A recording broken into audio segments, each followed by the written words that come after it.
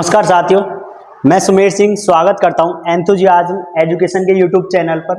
जैसा कि आपको पता है, लास्ट वीडियो में अपन ने पढ़ा था नेफ्रॉन के बारे में। तो नेफ्रॉन के कुछ बेसिक पार्ट्स पढ़े थे अपने। जैसे अपन नेफ्रॉन कंप्लीट करते हैं उसके बाद जो नेक्स्ट जो अपनी टॉपिक जो आता है उसका नाम है यूरोपोइसिस। उसका नाम क्या है? यूरोपोइसिस। यूरोपोइसिस। अगर मैं यूरोपोइसिस की बात करूं तो इस वर्ड में बेसिकली दो वर्ड होते हैं।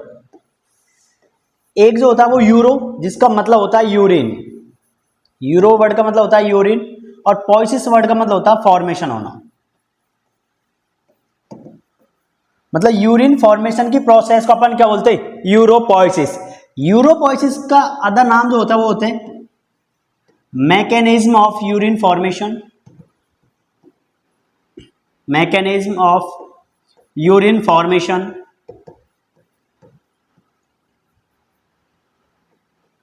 या फिर फिजियोलॉजी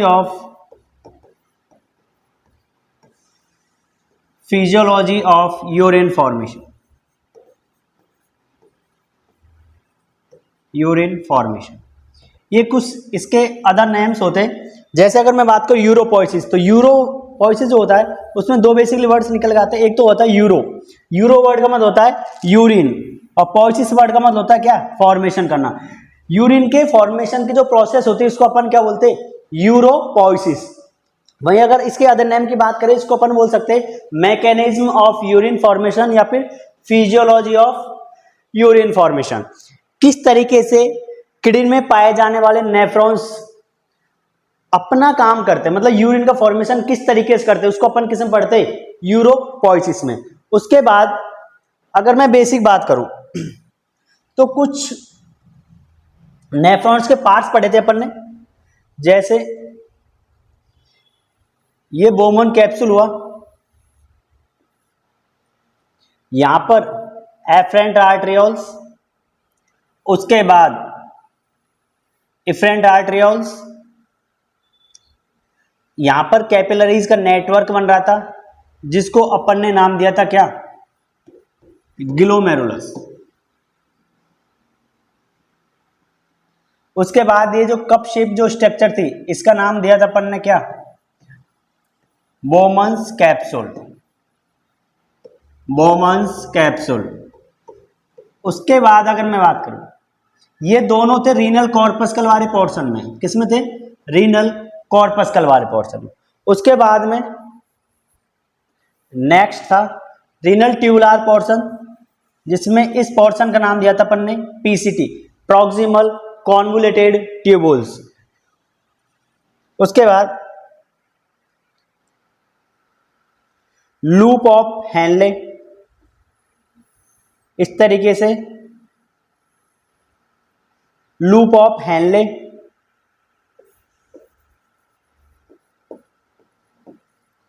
लूप ऑफ हेनले। फिर यहां से वापिस एक पोर्शन स्टार्ट हो रहा था, इसका नाम अपन ने दिया था क्या? डीसीटी। और डीसीटी लास्ट में किससे कंटिन्यू थी? कलेक्टिंग डक्ट से। इस तरीके से अपन ने क्या पढ़ी थी? नेफ्रॉन की स्ट्रक्चर पढ़ी थी। अगर मैं बेसिक बात करूं और उसकी कि किस तरीके से यूरिन का फॉर्मेशन होता,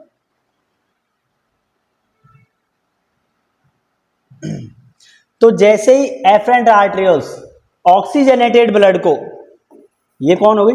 एफरेंट आर्टरियोल्स ऑक्सीजनेटेड ब्लड को इस ग्लोमेरुलस में लेकर आते हैं, तो यहां पर क्या होता है? जो हाइड्रोस्टैटिक जो प्रेशर होता है वो क्या होता है? ज्यादा होता है, जिसकी वजह से यहां पर, अब देखो कैपिलरीज का फीचर होता है। ग्लोमेरुलस जो अपन ने बोला था वो क्या था? कैपिलरीज का नेटवर्क था। वो क्या था? कैपिलरीज का network of capillaries. Network of capillaries, मतलब कैपिलरीज का नेटवर्क अपन ने क्या बोला था? ग्लोमेरुलस। अब जैसे यहां पर फिल्ट्रेट जो ब्लड आएगा वो क्या काम करेगा? यहां पर हाइड्रोस्टैटिक प्रेशर ज्यादा है, और तुम्हें बताइए जैसे कैपिलरीज वो होती है, कैसी होती है? यूनिलेयर, मतलब सिंगल लेयर से मिलकर बनी होती है, ठीक है, जिसकी वजह से यहां पर एक्सचेंज क्या होता है? पॉसिबल होता है। अब जैसे यहां पर हाइड्रोस्टेटिक प्रेशर ज़्यादा होता है, जिसकी वजह से ब्लड है वो फिल्टर होगा, ब्लड में पाए जाने वाले न्यूट्रिएंट्स, ठीक है, मेटाबॉलिक हार्मफुल वेस्ट, वो सारे यहाँ से क्या होंगे, फिल्ट्रेट होंगे, किसके थ्रू, कैपिलरीज से थ्रू, ग्लोमेरुलस कैपिलरीज के थ्रू। अब जैसे यहाँ पर फिल्ट्रेट फ्लूइड आएगा, वो इसके बाद ग्लोमेरुलस कैपिलरीज से निकलते हुए कहाँ पर जाएगा, बोमन्स कैप्सूल में। अब यहाँ पर जो फिल्ट्रेशन हुए थे, यहाँ पर एक सेल पाई जाती है, साइट ऑफ फिल्ट्रेशन पे एक सेल पाई जाती है, जिसका नाम क्या होता है, पोडोसाइट सेल। ये पोडोसाइट सेल जो होती है वो कहाँ पर पाई जाती है, फिल्ट्रेशन की साइट पर पाई जाती है। और जो एपिथेलियम जो टिश्यू पाया जाता है ग्लोमेरुलस कैपिलरीज में, वो कैसे होता है, फेनेस्ट्रेटेड, मतलब छिद्रित होती है। कैपिलरी कैसे होती है, छिद्रित होती है। वहां पर फेनेस्ट्रा होता है, फेनेस्ट्रा की जो साइज होती है वो कैसी होती है, 0.7 से 1 माइक्रोन, 0.7 से 1 माइक्रोन फेनेस्ट्रा की साइज होती है। उसके बाद में यहाँ पर एक बेसमेंट मेम्ब्रेन पाई जाती है, यहाँ पर इस तरीके से, जिसका नाम दिया था अपन ने GBM, ग्लोमेरुलर बेसमेंट मेम्ब्रेन। अब ये जो बेसमेंट मेम्ब्रेन होती है वो कैसी होती है, नेगेटिव चार्ज होती है। और प्लाज्मा, जो ब्लड प्लाज्मा जो होते हैं वो भी कैसे होते हैं, नेगेटिव चार्ज। अब यहाँ पर प्लाज्मा प्रोटीन जो होती है वो जैसे ही क्रॉस करेगी फेनेस्ट्रा को, लेकिन यहाँ पर GBM के पास भी क्या है, नेगेटिव, और नेगेटिव नेगेटिव चार्ज एक दूसरे से क्या होंगे, रिफ्लेक्ट होंगे, क्या होंगे, रिफ्लेक्ट होंगे, जिसके परिणाम स्वरूप जो फिल्ट्रेट, जो प्लाज्मा फिल्ट्रेट में आया है वो वापस कहाँ चल जाएगा, ब्लड में चल जाएगा। उसके बाद फिल्ट्रेट फ्लूइड जो होता है वो ट्यूबुलर पोर्शन में एंट्री करता है, ठीक है। अब ट्यूबुलर पोर्शन में एंट्री करेगा तो यहाँ पर दो प्रोसेस होती है। अगर मैं यूरोपोइसिस की बात करूं तो यूरोपोइसिस में बेसिकली 3 प्रोसेस होती है। फर्स्ट जो होता है वो होता है ग्लोमेरुलर फिल्ट्रेशन। फर्स्ट जो होता है वो क्या होता है, ग्लोमेरुलर फिल्ट्रेशन। इसका मतलब ग्लोमेरुलस की जो कैपिलरी जो होती है उनसे फिल्ट्रेट फ्लूइड का कहां पर जाना, बोमन्स कैप्सूल में। इसको अपन क्या बोलते हैं, ग्लोमेरुलर फिल्ट्रेशन। इसी का दूसरा नाम होता है अल्ट्रा फिल्ट्रेशन। ये क्यों होता है, क्योंकि यहां पर हाइड्रोस्टैटिक प्रेशर क्या होता है, ज्यादा होता है। और हाइड्रोस्टैटिक प्रेशर चाहता है कि जो ब्लड वेजल्स में बहने वाला जो ब्लड है, सॉरी ब्लड वेजल्स में जो बहने वाला जो ब्लड है वो ब्लड वेजल से बाहर चला जाए, ये हाइड्रोस्टैटिक प्रेशर चाहता है। तो यहां पर हाइड्रोस्टैटिक प्रेशर ऑनकोटिक प्रेशर से ज्यादा होता है, जिसके परिणाम स्वरूप यूरिन फॉर्मेशन की पहली स्टेज होती है, जिसका नाम क्या है, ग्लोमेरुलर फिल्ट्रेशन। उसके बाद जैसे ही फिल्ट्रेट फ्लूइड कहां जाएगा, ट्यूबुलर पोर्शन में। तो ट्यूबुलर पोर्शन की 3 बेसिक साइड्स होती है।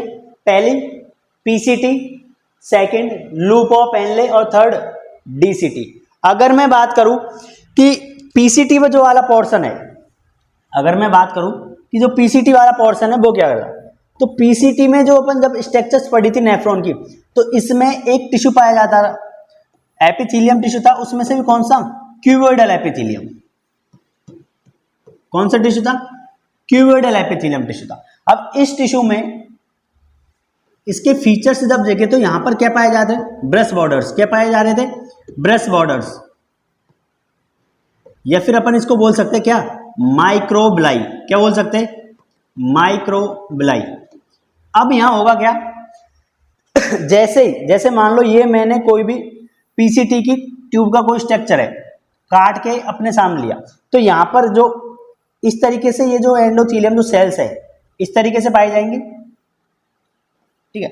यहां पर जो बीच में ये फेनेस्ट्रास होते हैं, ये क्या होते हैं, फेनेस्ट्रास। अब मैं बात करूं कि यहां से अपन को फिल्ट्रेट फ्लूइड को गुजारना है, क्या करना है, फिल्ट्रेट फ्लूइड को गुजारना है। तो जैसे ही फिल्ट्रेट फ्लूइड यहां पर गुजरेगा, लेकिन जो पाए जाने वाले एंडोथेलियम जो सेल्स होती है उन पे क्या पाए जाते हैं, ब्रश बॉर्डर्स। क्या पाए जाते हैं, ब्रश बॉर्डर्स। ये ब्रश बॉर्डर्स क्या करेंगे, जो फिल्ट्रेट फ्लूइड में जो मॉलिक्यूल्स आए उनका सरफेस एरिया बढ़ा देंगे। क्या करेंगे, सरफेस एरिया बढ़ा देंगे। सरफेस एरिया जब किसी मॉलिक्यूल्स का बढ़ जाता है तो उसका रीऑब्जर्वेशन में क्या होता है, ज्यादा होता है। उसका ऑब्जर्वेशन में क्या होता है, ज्यादा होता है। अब जैसे पहले स्टेज में क्या होता, ग्लोमेरुलर फिल्ट्रेशन होता है, जिसमें ग्लोमेरुलस की कैपिलरीज के द्वारा ब्लड को क्या किया था, फिल्टर किया गया था, और फिल्ट्रेट फ्लूइड बोमन्स कैप्सूल में, बोमन्स कैप्सूल से कहां पर आया था, पीसीटी में। पीसीटी की जो एंडोथेलियल सेल्स होती है वो फेनेस्टेड होती है। अब देखो यहाँ पर ब्रश बॉर्डर्स ज्यादा पाए जाते हैं, तो ब्रश बॉर्डर सरफेस एरिया बढ़ा देंगे, ठीक है। और सरफेस एरिया जब बढ़ेगा तो किसी भी मॉलिक्यूल्स, कोई भी जो मॉलिक्यूल्स होता है उसका एब्जॉर्प्शन क्या होता है, इंक्रीज हो जाता है। कोई भी पार्टिकल्स या मॉलिक्यूल्स है जब उसके ट्रेवलिंग के दौरान उसका सरफेस एरिया बढ़ जाता है तो उसको एब्जॉर्प्शन में क्या होगा, बढ़ जाएगा। सरफेस एरिया बढ़ गया, जब सरफेस एरिया जब बढ़ जाएगा तो एब्जॉर्प्शन भी बढ़ जाएगा। अब देखो अगर मैं बेसिक बात करूं, एब्जॉर्प्शन सबसे पहले बॉडी में करवाती है न्यूट्रिएंट्स या मॉलिक्यूल्स का, वो कौन करवाती है, जीआईटी करवाती है। लेकिन यहां पर वापस ब्लड में जाएंगे मॉलिक्यूल्स, यहां पर क्या होंगे, वापस ब्लड में जाएंगे, तो इसलिए अपन ने यहां पर वर्ड क्या लिया है, रीएब्जॉर्प्शन। क्या लिया है, रीएब्जॉर्प्शन, रीएब्जॉर्प्शन। अब ये किस पोर्शन में हो रहा है, ट्यूबुलर पोर्शन में, इसलिए इसका नाम क्या रख दिया अपन ने, ट्यूबुलर रीऑब्जर्वेशन। ये यूरिन फॉर्मेशन की सेकेंड स्टेज होती है, जिसमें जो ब्रश बॉर्डर्स होते हैं वो मॉलिक्यूल्स की सरफेस एरिया बढ़ा दें, जिसकी वजह से एब्जॉर्प्शन बढ़ जाता है, ठीक है। और ये वापस ब्लड में जा रही है, क्या हो रहा है, वापस कहां जा रहे हैं, ब्लड में जा रहे हैं, इसलिए अपन ने इसका नाम क्या दे दिया, रीएब्जॉर्प्शन। और किस पोर्शन में हो रहे, ट्यूबुलर पोर्शन में, इसलिए ट्यूबुलर रीऑब्जर्वेशन, ठीक है। तो सेकेंड स्टेज होती है यूरिन फॉर्मेशन, इसको अपन क्या बोलते हैं, ट्यूबुलर रीऑब्जर्वेशन। जैसे मान लो कोई मॉलिक्यूल्स यहां पर आया, जैसे मैंने ग्लूकोज की बात करूं, यहां पर ये कुछ ग्लूकोज के मॉलिक्यूल्स आए, ठीक है। अब यहां पर होगा क्या, इन मॉलिक्यूल्स का रीऑब्जर्वेशन होगा, मतलब पेरिफेरल जो कैपिलरीज है उसमें वापस जाएंगे ब्लड में। अब जैसे ही यहां पर इन ग्लूकोज के मॉलिक्यूल्स है, इसके अलावा एमाइनो एसिड या फिर विटामिन्स, ये मॉलिक्यूल्स अगर फिल्ट्रेट में आते तो इन मॉलिक्यूल्स का 100% रीऑब्जर्वेशन, ग्लूकोज, एमाइनो एसिड और विटामिन्स, इनका 100% रीऑब्जर्वेशन कहां पर होता है, पीसीटी में। कहां पर होता है, पीसीटी में। और सरफेस एरिया तो सारे मॉलिक्यूल्स का बढ़ेंगे, इसलिए टोटल जो रीऑब्जर्वेशन होता है उसका 65% मतलब मैक्सिमम किस पार्ट में होता है, पीसीटी में होता है। क्यों होता है, क्योंकि ब्रश बॉर्डर सबसे ज्यादा, या फिर ब्रश बॉर्डर किस में पाए जाते हैं, एंडोथेलियम सेल्स, मतलब पीसीटी में पाया जाता है। उसके बाद अगर मैं बात करूं, ये तो हो गया पीसीटी की कहानी। लूप ऑफ हेनले की जो कहानी होती है वो इस तरीके से होती है, लूप ऑफ हेनले। अब इसमें क्या होगा, लूप ऑफ हेनले में इस तरीके से एक लूप बनता है नेफ्रॉन के स्ट्रक्चर में, ठीक है। अब यहां पर ये कंटिन्यू किससे रहता है, पीसीटी से, और इधर ये कंटिन्यू रहता है किससे, डीसीटी से। अब ये मैंने बना दिया लूप ऑफ हेनले। अब जैसे ही कोई मॉलिक्यूल्स यहां पर आएगा तो टिश्यू तो यहां पर भी कौन सा पाया जाएगा, एपिथेलियम टिश्यू। भाई टिश्यू तो यहां पर भी कौन सा पाया जाएगा, एपिथेलियम टिश्यू। इस तरीके से टिश्यू पाए जाएंगे। अब होगा क्या, जैसे ही यहां पर फिल्ट्रेट फ्लूइड आएगा, उसमें कई सारे मॉलिक्यूल्स रहेंगे, उन मॉलिक्यूल्स का 50 to 20%, कितना, 15 से 20% रीऑब्जर्वेशन कहां पर होता है, लूप ऑफ हेनले में। कहां पर होता है, लूप ऑफ हेनले में। उसके बाद यहां से फिल्ट्रेट फ्लूइड गुजरेगा और आगे किस में जाएगा, डीसीटी में। किस में जाएगा, डीसीटी में। अब डीसीटी में भी जो फिल्ट्रेट फ्लूइड है उसका कितना, 15 से 20%। रीऑब्जर्वेशन कहां पर होता है, डीसीटी में। मतलब मैक्सिमम रीऑब्जर्वेशन होता है कहां, पीसीटी में। कितना परसेंट, पीसीटी में तो हुआ कितना, 65%। कितना हुआ टोटल फिल्ट्रेट फ्लूइड का, 65%। वहीं अगर मैं बात करूं लूप ऑफ हेनले में तो कितना हुआ, 15 से 20%। डीसीटी में कितना हुआ, 15 से 20%। लेकिन पीसीटी में ग्लूकोज, एमाइनो एसिड और विटामिन्स, इनका 100% रीऑब्जर्वेशन कहां पर होता है, पीसीटी में। इन सब का 100% रीऑब्जर्वेशन कहां पर होता है, पीसीटी में होता है। उसके बाद अगर मैं स्पेशल बात करूं डीसीटी और कलेक्टिंग डक्ट में से, तो लगभग 4 से 5%, कितना 4 से 5% होता कहां पर, डीसीटी में रीऑब्जर्वेशन, और बाकी 10 से 11 या 12% ये रीऑब्जर्वेशन जो होता है वो कहां पर होता है, कलेक्टिंग डक्ट में। कहां पर होता है, कलेक्टिंग डक्ट में। अब इस तरीके से अपन ने जो होती है वो सेकेंड प्रोसेस पढ़ी है यूरिन फॉर्मेशन की, जिसका नाम क्या था, ट्यूबुलर रीऑब्जर्वेशन। क्या नाम था, ट्यूबुलर रीऑब्जर्वेशन। अब देखो उसके बाद में यहां पर जैसे पहली स्टेज हो गई ग्लोमेरुलर फिल्ट्रेशन,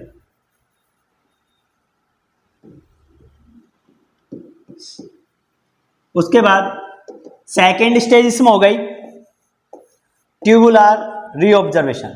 क्या हो गया, ट्यूबुलर रीऑब्जर्वेशन।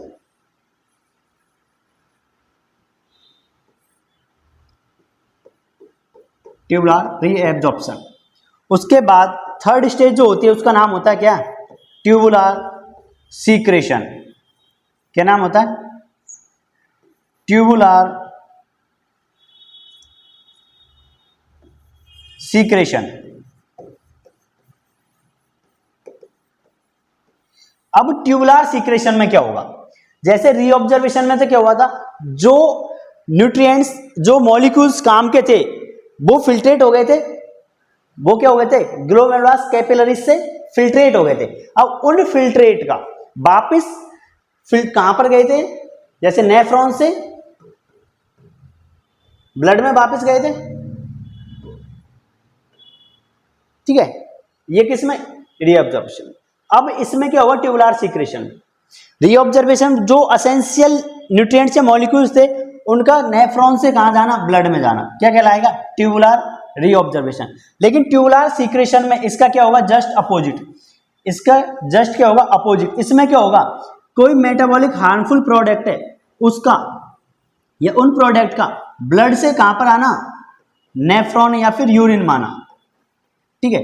इसी को अपन क्या बोलते हैं, ट्यूबुलर सीक्रेशन, या फिर इसी का दूसरा नाम होता है क्या, ट्यूबुलर एक्सक्रेशन। ट्यूबुलर क्या होता है, एक्सक्रेशन।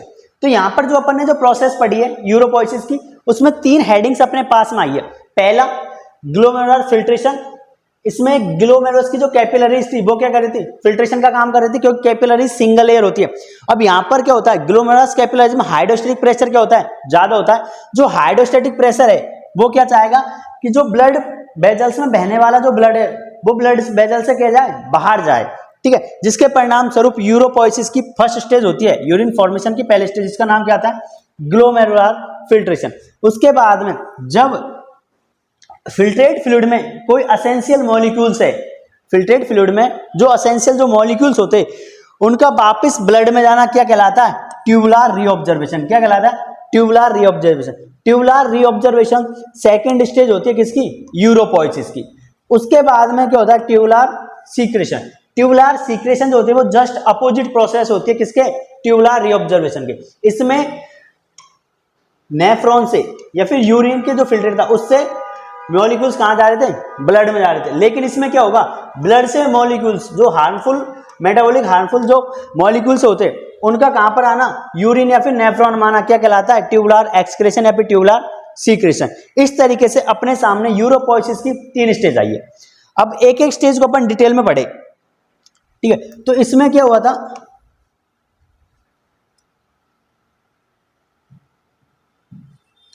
इसमें हुआ था पहली स्टेज में क्या,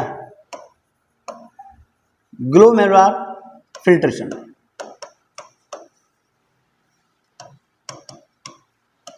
अब इसमें होगा क्या, यहां पर जो ग्लोमेरुलस जो कैपिलरीज थी उनमें हाइड्रोस्टैटिक प्रेशर ज्यादा था।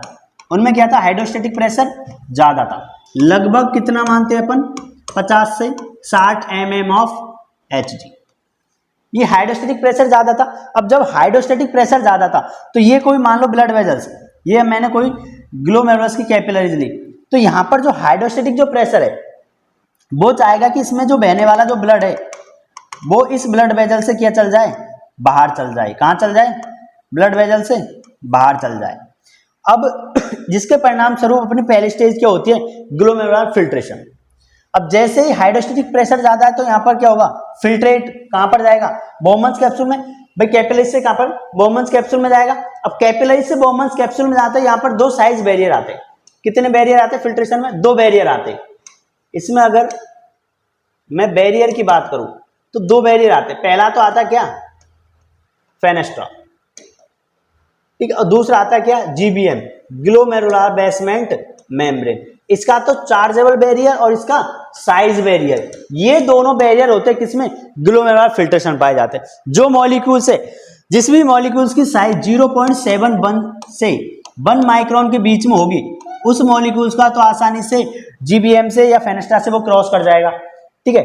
उसके बाद अगर कोई भी मॉलिक्यूल से जिसका नेगेटिव चार्ज है, उस नेगेटिव चार्ज मॉलिक्यूल जैसे ही कहां पर आएगा, वो मॉलिक्यूल जीबीएम के पास आएगा, तो जीबीएम भी नेगेटिव चार्ज रखती है और नेगेटिव नेगेटिव क्या होगा, प्रतिकर्षण होगा, जिसके परिणाम स्वरूप कोई भी नेगेटिव चार्ज का जो मॉलिक्यूल्स है वो जैसे ही फेनेस्ट्रा और क्रॉस भी कर जाता है तो जीबीएम उसको वापस कहां पर भेजती है, ब्लड सर्कुलेशन में भेज देती है।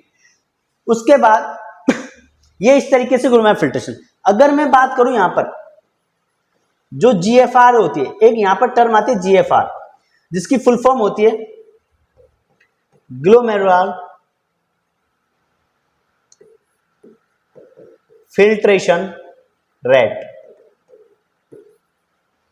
इसको अपन शॉर्ट में क्या बोलते हैं, जीएफआर बोलते हैं। मतलब किडनी में पाए जाने वाले, मतलब दोनों किडनी में पाए जाने वाले टोटल जो नेफ्रॉन्स है वो 1 मिनट में कितना फ्लूइड फिल्टर्ड करते हैं, 1 मिनट में कितना फ्लूइड फिल्टर करते, मतलब total amount of filtered fluid, ठीक है। अब तो जीएफआर अपन बात करें तो जीएफआर की अगर डेफिनेशन की मैं बात करूं तो जीएफआर की डेफिनेशन में होता है total amount of filtrate fluid, filtered fluid किसके द्वारा, बाय नेफ्रॉन्स। क्योंकि अपन ने नेफ्रॉन्स को क्या बोला था, पैरेन्काइमा बोला था, किडनी का पैरेन्काइमा बोला था। पैरेन्काइमा अपन बोलते हैं फंक्शनल टिश्यू लेयर को, पैरेन्काइमा किसको बोलते हैं अपन, फंक्शनल टिश्यू लेयर को। तो मेन यूरिन बनाने का काम, ब्लड फिल्ट्रेशन कौन करेगा, नेफ्रॉन। इसलिए total amount of filtered fluid by nephron of both kidney, दोनों किडनीज में पाए जाने वाले नेफ्रॉन्स के द्वारा फिल्टर्ड किया गया फ्लूइड कितने, 1 मिनट में, उसको अपन क्या बोलते हैं, पर मिनट कितना फ्लूइड फिल्टर करेगा, उसको अपन क्या बोलते हैं, जीएफआर बोलते हैं। और जीएफआर की नॉर्मल वैल्यू जो होती है वो कितनी होती है, 125 ml पर मिनट। कितनी होती है, 125 ml पर मिनट। ये क्या होता है, जीएफआर की नॉर्मल वैल्यू होती है, ठीक है। रेंज की अगर मैं बात करूं तो रेंज हो सकती है इसमें 115 से 125 ml, लेकिन एवरेज रेशियो कितनी होती है, 125। अब ये किस तरीके से जीएफआर है, अगर मैं बात करूं इसमें तो जीएफआर 1 मिनट में कितना है, 125, ठीक है। और 1 घंटे में कितने मिनट, 60, और एक दिन में लगभग 1400 मिनट होती है, ठीक है। लगभग कितनी मिनट होती है एक दिन में, लगभग 1400 मिनट। इसको अपन मल्टीप्लाई करते हैं तो लगभग कितना आता है, 180 लीटर। कितना आता है, लगभग 180 लीटर। और अपने जो किडनी होती है दोनों, वो एक दिन में टोटल जो यूरिन बनाती है उसका जो वॉल्यूम होता है वो लगभग होता है कितना, 1.5 लीटर के आसपास। कितना होता है पर डे यूरिन कितना बनाती है अपनी किडनी, 1.5 लीटर बनाती है। कितने बनाती है, 1.5 लीटर। अब इसका अपन बात करूं रेशियो निकाले तो टोटल 180 जो लीटर फिल्टर्ड फ्लूइड है वो एक दिन में दोनों किडनी कर देंगी, एक दिन में दोनों किडनी 180 लीटर वॉल्यूम में उसको क्या कर देगी, फिल्टर कर देगी। लेकिन अपन को उसमें से केवल कितना, 1%, कितना, उसका केवल 1% ही क्या बनाना है, यूरिन बनाना। बाकी सबको अपन को कहां भेजना है, वापिस कहां भेजना है, ब्लड में भेजना है। और उस ब्लड को अपन भेजते हैं कौन सी प्रोसेस के थ्रू, वापिस जो फिल्टर्ड फ्लूइड है उसको अपन भेजते हैं यूरिन फॉर्मेशन की दूसरी स्टेप, जिसका नाम क्या है, ट्यूबुलर रीऑब्जर्वेशन। जिसका नाम क्या है, ट्यूबुलर रीऑब्जर्वेशन।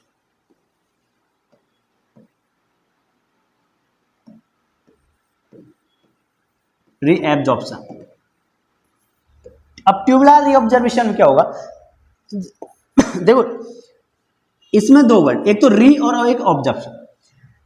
तो इस री का मतलब तो होता है अपने पास अगेन, री का मतलब क्या होता है, अगेन, वापिस, ठीक है, ये तो हो गया री का मतलब। एब्जॉर्प्शन का मतलब किसी भी मॉलिक्यूल्स या फिर न्यूट्रिएंट्स का ब्लड में जाना क्या कहलाता है, एब्जॉर्प्शन कहलाता है। एब्जॉर्प्शन तो ह्यूमन बॉडी में करवाती है कौन, जीआईटी। कौन करवाती है, जीआईटी। ये तो करवाती है क्या, एब्जॉर्प्शन। लेकिन यहां पर वर्ड है क्या, री, और री ऑब्जर्वेशन कौन करवाती है, किडनी करवाती है। अगर कोई पूछ ले आपसे कि कोई भी न्यूट्रिएंट्स है, कोई भी मॉलिक्यूल्स है ब्लड में पाए जाने वाले, उसका एब्जॉर्प्शन कौन करवाती है, तो एब्जॉर्प्शन पहली बार ब्लड में तो कौन पहुंचाती है, जीआईटी। उसके बाद अगर मैं बात करूं कि रीऑब्जर्वेशन कौन करवाती है, तो रीऑब्जर्वेशन कौन करवाती है, किडनी करवाती है। कौन करवाती है, किडनी। अगर मैं रीऑब्जर्वेशन की बात करूं तो यहां पर ट्यूबुलर 3 पोर्शन होते हैं, एक तो लूप ऑफ हेनले, पीसीटी और डीसीटी।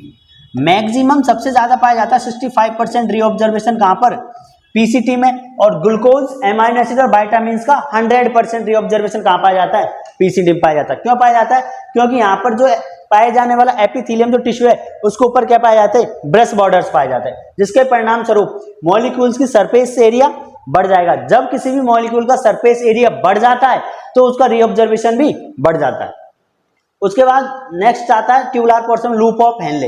इस लूप ऑफ हेनले और डीसीटी का लगभग 15 से 20%, और इसमें भी डीसीटी में कितना, 15 से 20% फिल्टर्ड फ्लूइड है, उसका रीऑब्जर्वेशन कहां पर होता है, लूप ऑफ हेनले और डीसीटी। मतलब 15 से 20, 15 से, तो टोटल लगभग कितना हो गया, 100% रीऑब्जर्वेशन इस तरीके से कहां पर होता है, ट्यूबुलर रीऑब्जर्वेशन में, नेफ्रॉन के पार्ट्स में होता है। उसके बाद ये तो हो गए सेकेंड स्टेज, ठीक है। उसके बाद थर्ड स्टेज जो आती है यूरोपोइसिस में, उसका नाम है tubular secretion. Tubular secretion. Tubular secretion में क्या होगा, ट्यूबुलर सीक्रेशन का दूसरा नाम है, it is also known as, इसका दूसरा नाम क्या है, ट्यूबुलर एक्सक्रेशन। क्या नाम है, ट्यूबुलर एक्सक्रेशन।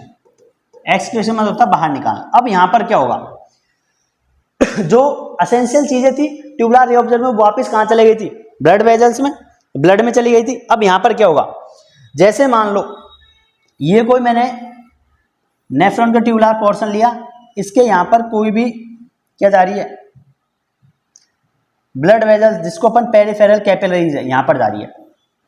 अब देखो ऐसा भी तो होगा कि कई सारे हार्मफुल मेटाबॉलिक वेस्ट जो ब्लड में फिल्टर नहीं हुए, वो ब्लड में दौड़ रहे, ठीक है, उनका वापस कहां पर आना, नेफ्रॉन माना या फिर यूरिन माना, क्या कहलाता है, ट्यूबुलर सीक्रेशन, या फिर इसी को अपन क्या बोल सकते हैं, ट्यूबुलर एक्सक्रेशन। ये जस्ट अपोजिट होता है, ये ट्यूबुलर रीऑब्जर्वेशन क्या होता है, जस्ट अपोजिट होता है। इसमें हार्मफुल मेटाबॉलिक वेस्ट का कहां पर आना, नेफ्रॉन या फिर यूरिन माना ब्लड से, उसको अपन क्या बोलते हैं, ट्यूबुलर एक्सक्रेशन। और यही क्या होती है, एंड पोर्शन होती है, लास्ट सॉरी एंड स्टेप होती है किसकी, यूरोपोइसिस की। तो इस तरीके से अपन ने बेसिकली 3 की क्या पढ़ी है, यूरोपोइसिस की स्टेज पढ़ी है। पहला जो पढ़ा है अपन ने उसको उसमें अपन ने पढ़ा है ग्लोमेरुलर फिल्ट्रेशन। इसमें ग्लोमेरुलस की जो कैपिलरी जो होती है उसमें हाइड्रोस्टैटिक प्रेशर ज्यादा होता है, और हाइड्रोस्टैटिक प्रेशर चाहता है क्या, कि ब्लड वेजल्स में बहने वाला जो ब्लड है वो कहां पर चल जाए, ब्लड वेजल से बाहर चल जाए, जिसके परिणाम स्वरूप यहां पर पहली यूरोपोइसिस की स्टेज आती है, जिसको नाम क्या है, ग्लोमेरुलर फिल्ट्रेशन। यहां पर होगा क्या, ग्लोमेरुलस की जो कैपिलरीज जो होती है वो क्या करेगी, सिंगल हेड होती है कैपिलरीज, वो क्या करेंगी जो ब्लड है उसको फिल्टर्ड करेंगी, ठीक है, किसके थ्रू, एक तो फेनेस्ट्रा जो साइज बैरियर, और एक जीबीएम, जीबीएम इसको क्या कर देगी, फिल्टर्ड कर देगी। उसके बाद में जो दोनों जो किडनी है, जैसे ग्लोमेरुलस जो कैपिलरी होती है, ठीक है, वो किडनी में दोनों नेफ्रॉन्स में पाई जाती है, वो किडनी के दोनों नेफ्रॉन्स में। अब होगा क्या, दोनों किडनी के नेफ्रॉन्स में टोटल पाए जाने वाले नेफ्रॉन्स है, उनके द्वारा 1 मिनट में कितना फ्लड फिल्टर्ड गया, कितना फ्लूइड फिल्टर्ड किया गया या फिर कितना ब्लड फिल्टर्ड किया गया, उसका जो 1 मिनट में दोनों किडनी के टोटल नेफ्रॉन जो होते हैं वो 1 मिनट में कितना फ्लूइड फिल्टर्ड करते, उसी को अपन क्या बोलते हैं, जीएफआर बोलते हैं। क्या बोलते हैं, जीएफआर बोलते हैं। अब जीएफआर जो होती है वो नॉर्मल कितनी होती है, 125 ml पर मिनट होती है।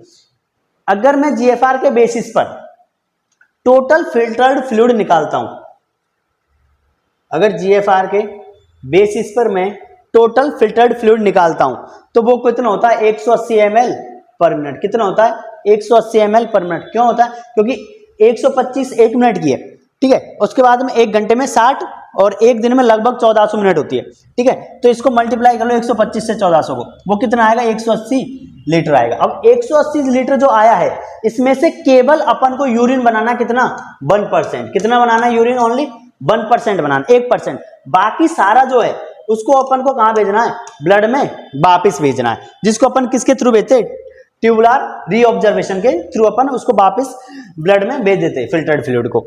उसके बाद अब ट्यूबुलर रीऑब्जर्वेशन में हुआ क्या था, पीसीटी में मैक्सिमम हुआ था 65%, ठीक है। लेकिन ग्लूकोज, एमाइनो एसिड और विटामिन्स का 100% रीऑब्जर्वेशन कहां होता है, पीसीटी में, प्रॉक्सिमल कॉन्वोल्यूटेड ट्यूबुल्स में। क्यों होता है, क्योंकि वहां पर एपिथेलियम टिश्यू के ऊपर ब्रश बॉर्डर्स पाए जाते हैं और ब्रश बॉर्डर जो होते हैं वो सरफेस एरिया बढ़ा देते हैं, और सरफेस एरिया बढ़ेगा तो सीधी बात है एब्जॉर्प्शन भी बढ़ेगा। उसके बाद में यहां पर ये होगी ट्यूबुलर रीऑब्जर्वेशन, और लास्ट जो अपनी स्टेज थी वो थी कौन सी, tubular secretion. Tubular secretion just opposite stage होती है किसके, ट्यूबुलर रीऑब्जर्वेशन के। इसी का दूसरा नाम क्या है, ट्यूबुलर एक्सक्रेशन। यहां पर क्या होगा, जब कोई भी हार्मफुल मेटाबॉलिक वेस्ट है जो ब्लड में है उनका वापिस कहां पर आना, यूरिन में आना, ठीक है। क्या कहलाता है, ट्यूबुलर सीक्रेशन या ट्यूबुलर एक्सक्रेशन, ठीक है। तो इस तरीके से यूरोपोइसिस की स्टेज जो होती है वो प्रोसेस वो क्या होती है, खत्म होती है। यहां बेसिकली अपन ने यूरोपोइसिस के बारे में पढ़ा था। तो कुछ यहां पर अगर मैं कुछ यहां स्टैटिक्स डाटाज होते हैं, जैसे कि नेट फिल्टर्ड प्रेशर कितना होता है, तो नेट फिल्टर्ड प्रेशर जो होता है वो लगभग 10 से 15 mm ऑफ Hg होता है, ठीक है। उसके बाद अगर मैं बात करूं हाइड्रोस्टैटिक प्रेशर,